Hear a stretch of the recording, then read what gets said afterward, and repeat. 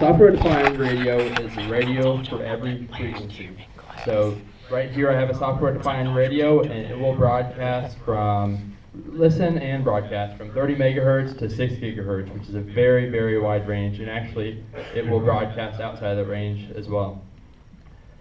So why is software-defined radio important? Radio security especially is important because it's kind of everywhere.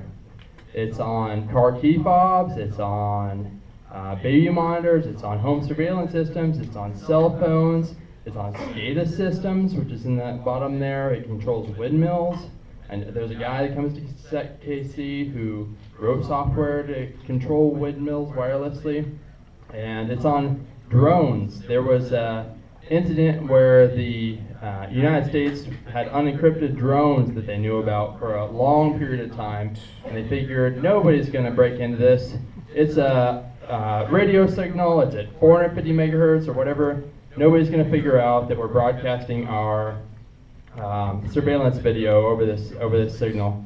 And what happened was people were buying $26 of hardware like this and listening in on our multi-million-dollar drones, and we still haven't even encrypted all of our drones to this day, and this was in 2008. Sorry, this was the Shiite Muslims, I guess, the rebels that were listening in on these signals, seeing what we were doing over in Iraq. So the point of this talk is so we can build better security, identify the issues, and resolve them more early on before we deploy them. So if you're looking at a radio broadcast frequency like a home surveillance system, one option for an attacker is to jam that system. So if you have a hack RF like I have here, and let's say that's at 2.4 gigahertz, you can actually broadcast a stronger signal and override that frequency so nobody sees anything.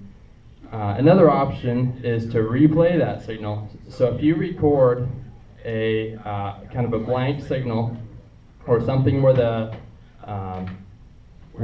nothing is happening on the security system, you can actually just record that info and then broadcast it back. So if your signal is strong enough, then it'll appear that nothing is happening over that surveillance system. Beyond that, you can listen and receive. So basically, if you're sitting there with HackRF or any sort of software-defined radio, HackRF is just one of them, but HackRF is the one I own, so that's why I'm mentioning this talk. You can listen and receive the signal, and then from there you can just decode the information and try to identify what's going on. Beyond that, once you've listened and received, you can actually just transmit a signal. So you can broadcast your own signal, telling the receiver whatever you want. So we'll go into some demos here. At first, I kind of looked around my house, and there was just radio frequencies everywhere. There was radio-controlled devices everywhere. And one of the things that I found was I have a couple fans that are controlled by remote, that you can set the fan speed and turn the light on and off. So I was like, okay, that's a good target. It's definitely something that's kind of connected to my house and kind of important because you can see if it's turned on and off. Oops, sorry. We'll go ahead and play that demo. So here I am standing outside my house running a script, and my lights turn on. And then I run the script again, and my lights turn off. And that is pretty cool. It's pretty scary, and I can do it to my house, but there's only so many. You can open up the back of this and choose between like 8 frequencies, so you can affect a wide range of lights with enough power. I mean, I can definitely do it and automate my own house, which is cool, but it's also nice, or it's also, I guess, scary to know that if it's a powerful signal, it can affect the whole city or something like that. This isn't going to work, but you can also broadcast your own radio station. I recorded a signal with this mic, and you are now tuned in to TriKC Radio. So that's me tuned into a signal that was static before I broadcast to it. I recorded it with this mic at like 640 megahertz and broadcast it back at 91.3. Really not hard, but it's pretty cool to just replay things at different frequencies and see what you can do. So from there, there's other attack scenarios. That's kind of nifty tricks. It's fun to do, but there's other attack scenarios like in an office environment. So I was kind of looking around, thinking about what's actually something that we care about for security, and I have a wireless keyboard here, so I decided to look at that. And here's a picture of the wireless keyboard that I have. Somebody else has the same one. So what I did was I looked at the FCC ID and found out that it was at 27 megahertz, and then I listened at 27 megahertz and was able to find the exact frequency that it was broadcasting at. So here's a video of me listening at 27 megahertz, and you can see, I'll play it here, you can see my keystrokes and my mouse movement. My keystrokes on the right and my mouse movements on the left, and I was able to find the exact frequency that my keyboard was broadcasting at. So from there, I was able to do replay attacks on my keyboard. We'll go ahead and get to a demo of that, and actually I can hop out of this mode here. Hopefully it's working.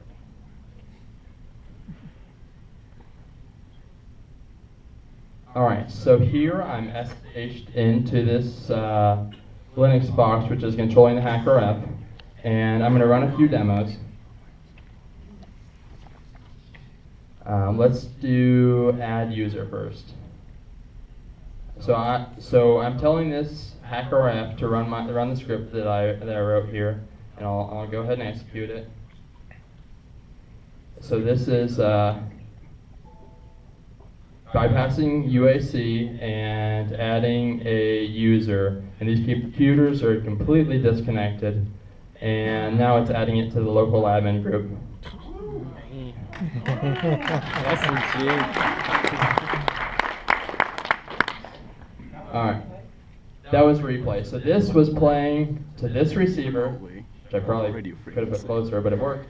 And so yeah, that was just replaying right now from this HackerF to this wireless keyboard receiver, which is plugged into USB here.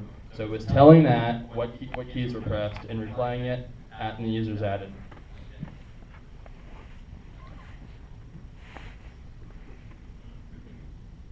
Sorry, I'm trying to find where users are at. It doesn't usually take this long. There we go.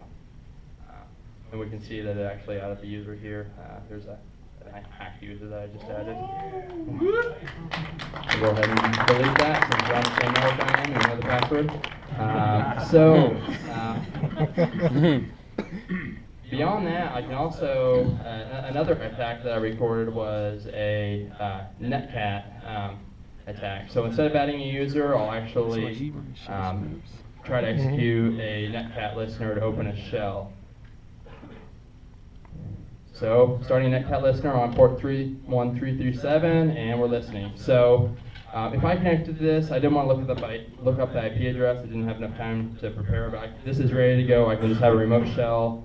I think I will be short on time if I actually look up my IP address right now, though. So I'll go ahead and move on beyond that. All right, so those are two keyboard replay attacks, and those were really cool. I enjoyed them. But beyond that, there's additional attacks. So I wanted to know which keys were being pressed. I can record something that I press, but I actually wanted to know if somebody else owns the keyboard, like in an office environment, which keys are being pressed. So I went to decode the signal, and I started off with something like this. It's just kind of some gibberish up there. It's just some radio noise, basically, and was able to identify the type of modulation that was using. So once I demodulated the signal, I had a better signal to work with, and from there it was just a noisy signal. So I applied some additional filtering, and was able to end up with a clean signal. That's actually Miller encoded signal. Each of those peaks mean something different, and that's kind of what I ended up with there. And this is the GNU radio graph that I built to get to that point. So once I had built that, that compiles into Python, and I was able to modify that Python to actually decode that into ones and zeros, into bits, and tell which keys were pressed. So we'll go ahead and do a demo of that. So again, I'll connect to I'm on this computer now, just since I can't play two screens at once, and run this key script.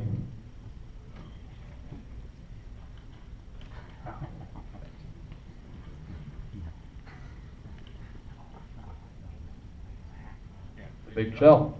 All right, so we are listening. This keyboard's completely disconnected. It's talking to that computer, but I'll go ahead and I have it on this table here. And if I type, I should open up something so you can see what I'm typing.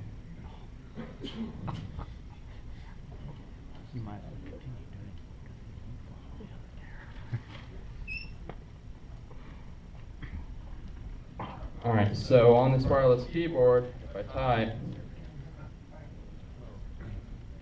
Nice. This computer can tell what's being typed by this wireless keyboard, and these are, I know they're close together, but they're completely disconnected, so both computers know what's being said. So,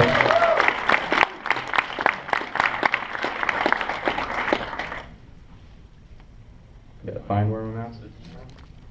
On the massive monitor. All right.